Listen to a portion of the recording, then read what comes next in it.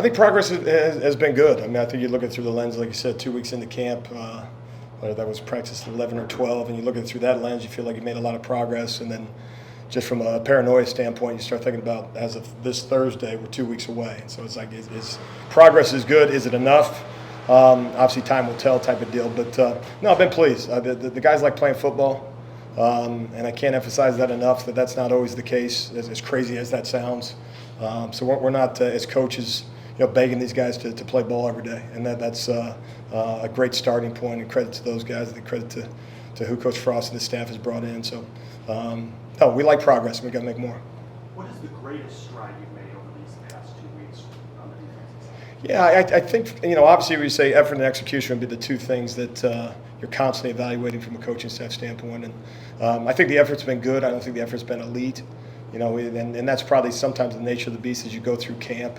One of the things mentioned to the guys is you can't judge your days by the camp schedule. You got to look at it by the game schedule. So it's like you kind of get in the middle of. So again, through whatever it's been, 12 days, and you say, well, where's the effort at? Okay, well, it's better than it was in spring ball, but it's good enough to help us win a game against Jacksonville State here in a few weeks. And so, but I certainly I think we've made some strides that way from a consistency standpoint, because in the end, that's what it is. Same thing from an execution standpoint. I think there's some racks, as we call them, over the course of a day, 4-play rack or 8-play rack, or just some long drives today.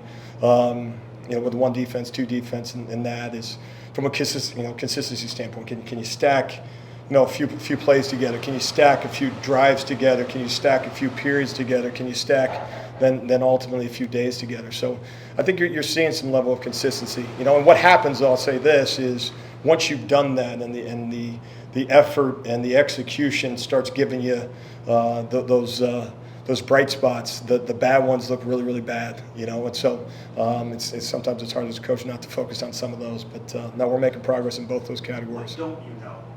Well, I think what don't you know? I think you can't buy toughness in the transfer portal. It doesn't come next to their names and stuff like that, and toughness and grit and response. Now we're trying to put them in every situation we possibly can to simulate that. You got people come from all different angles, and the baggage that comes with from a coaching standpoint. We're all new too, so that's not pointing at players that way. But when it's you're under the gun, man, and that thing is chaos on a Saturday. Those are the things you can't find out until you're in it. So you simulate it. You address it when you see some of the symptoms, and maybe when it's not the right way. You should certainly highlight the things when it's good. For instance, we did a 12-play drive today. I think we got a takeaway on play 11. Now, that was a scripted 12 plays.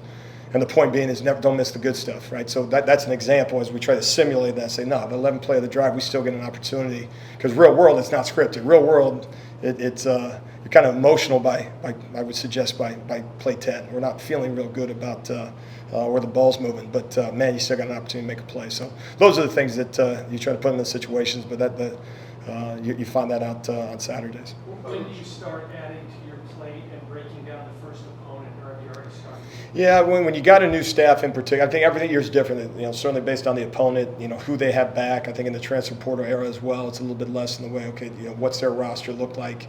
You always assume from a coaching staff standpoint they'll do the same thing as us, as opposed to scheme, looking through the lens of how do they highlight their best players, and that. And so, as you finish up this week, you kind of look at it through the lenses. Once you get 2 weeks out from game day, it's all about the game. It's not camp anymore. It's not spring ball. And believe me, as we rep these guys right now, it's not equal opportunity. I mean, we're looking at the lens of who are those top 11, who are the 11 we can put behind them, and then in the best case scenario, you got even a few more guys that you can go in. But very quickly would be the short answer, and kind of earmark maybe Thursday of this week, 2 weeks out, where we got to. Should start to separate themselves at the safety position? At the safety position? I think probably not as much separation as maybe I anticipated. I think the one guy to highlight, I think Phil Dunham has kind of been, since he's been here, a consistent, both from an effort standpoint and an execution standpoint. And he's probably that prime example. When it doesn't look right, it looks really, really wrong, because we have such a high expectation for him. But I think he has. And Braden Marshall has been a nice bright spot this fall, a guy that we didn't get the chance to see as much in the spring. You can see that he's played some football. And several other guys we're taking a look at. Damari Henderson, you're talking about Jaden Gould. Their best plays are all playing good enough And then same with Jay Will. So Jaden is a couple guys been battling some injuries, so that I guess the battle continues as we go through that. But Jair Brown and nickel, you see some flashes. Christian Peterson, you see some flashes, and so probably not as much separation as sometimes it is, and sometimes that's a good thing. And it'd be easier as a coach when there is separation, but then you got to look at it through the other lens and say, well maybe we got some pieces of the puzzle that we can play, and it's fun to have Antoine Jackson back too. What do you see from the effort from that group? What I see is guys embracing the role within the organization. We call it being a knockdown piece in the run game and a knockdown piece in the pass game. Obviously, you got to cover. That goes without saying. But they do call you safety for a reason. A 10-yard gain doesn't have to be a fatal. A 20-yard gain doesn't have to be a fatal. Again, we don't want them, but let's not pretend like we'll be watch a lot of preseason football and I see the ball going downfield at times. And so we need to embrace that, and they have. Now, recognizing the fact that you only do so much live over the course of fall camp, and so it's not pretend knockdown pieces where you're around the football. I actually got to get them on the ground. But I think they've embraced that. Every play that's been snapped outside, I think the 3-yard line, we did a scrimmage the other night, every play that was snapped outside the 3-yard line included someone getting tackled.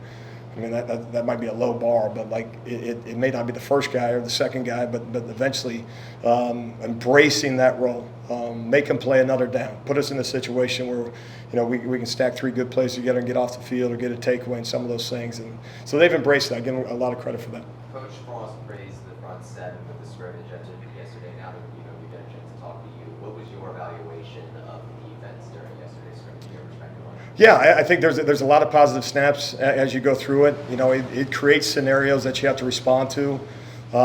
You see some production in the defensive front. When it really gets every defense is this way, right? If you have a disruption from your front 4, front 3, or sometimes if you're bringing 5 or whatever the numbers are, you become very anti-fragile very, very quickly because it just puts so much stress and pressure on offense. And not just the play where you have the disruption.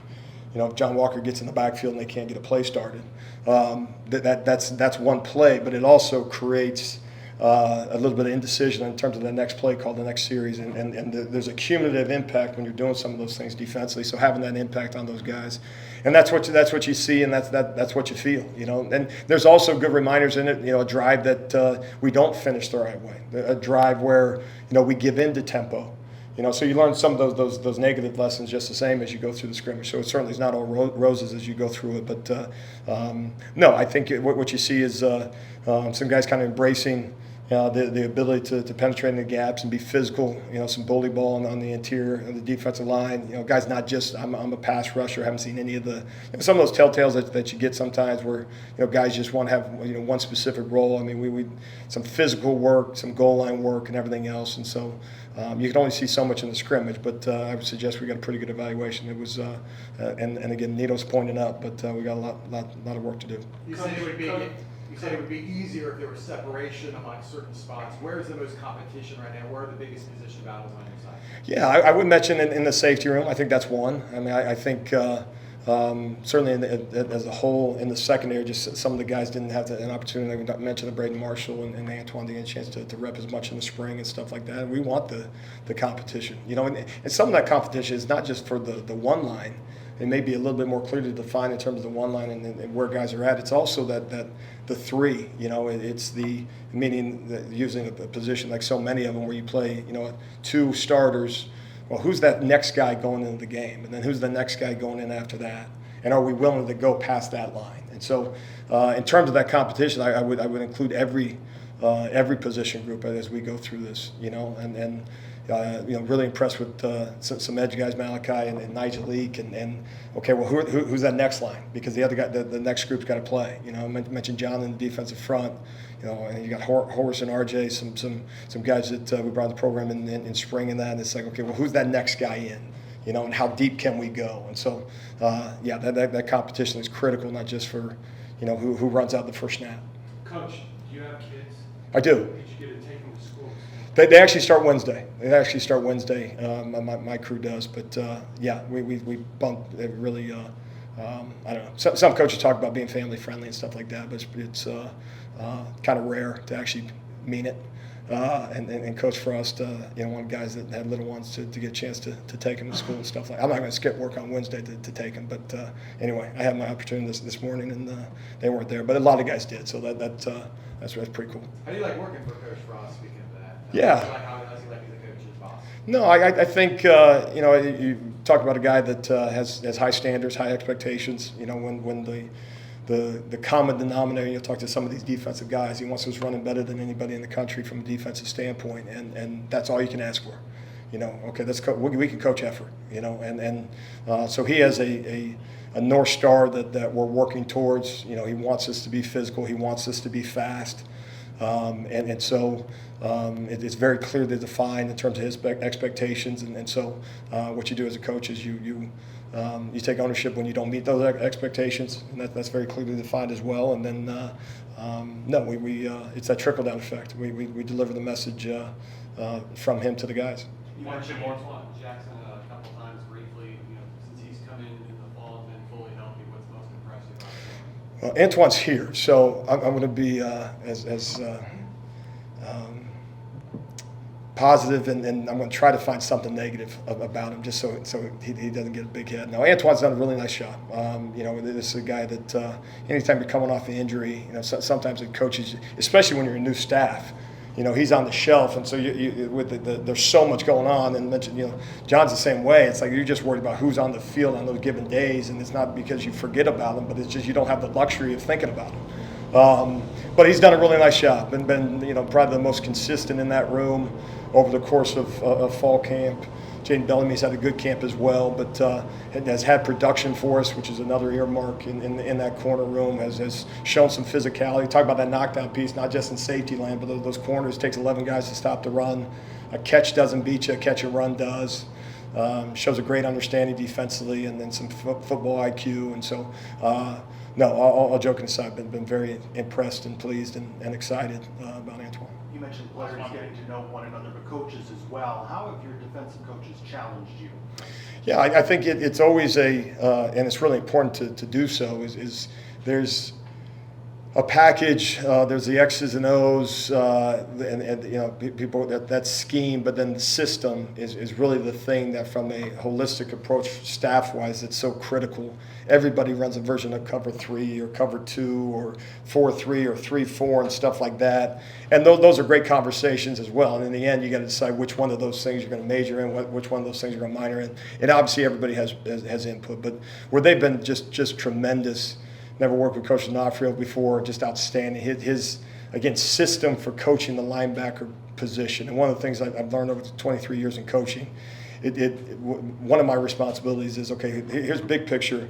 Okay, what's your system to get this? We need this guy here. We need this guy here. Okay, what's your system? And he does it, and this all coaches. Coach D'Onofrio does a great job with the linebackers of saying, okay, this is the system that we can attach to. Where do we place our eyes? What's a response to certain plays, both in the run game and the pass game? Same thing when you're talking about Coach K. Martin in the defensive front. Okay, I want to learn your system for coaching your position as you learn the scheme. That we holistically for 11 guys moving in the right direction, and so they're not learning how I call a 3 technique. If you're John Walker right now, and you can ask John, but I don't think he's being coached a whole lot different from a system standpoint. How Coach Kmart coaches the defensive front guys. Now the call's different, and there may be majoring in something different than maybe he's done in the past, but minus that, there's a system. So I say that because that's a critical piece as we talk through the newness and all these new players and new staff and stuff like that, to sit at the front of the room and have I got the easy job, everybody's got to learn my stuff. That doesn't make a whole lot of sense in this day and age in particular, and learn some lessons in the past as it in regards to that, and so then there's ownership also. By position coaches. But no, it's been a really good staff. And Coach Dawson, we've worked together in the past, 20 years ago. He does a tremendous job with those edge guys. Same thing, and then Coach Harris is a guy I haven't had a chance to work with, but you can talk to Antoine about. Does an outstanding job. And again, it's his verbiage, not mine. But we got to play man on one. We know what the call is. Okay, you got to play man, but it's his system to allow those guys to be successful. So it's been really, really good to lean on those guys. All right, thanks, Coach. All right, thanks, guys.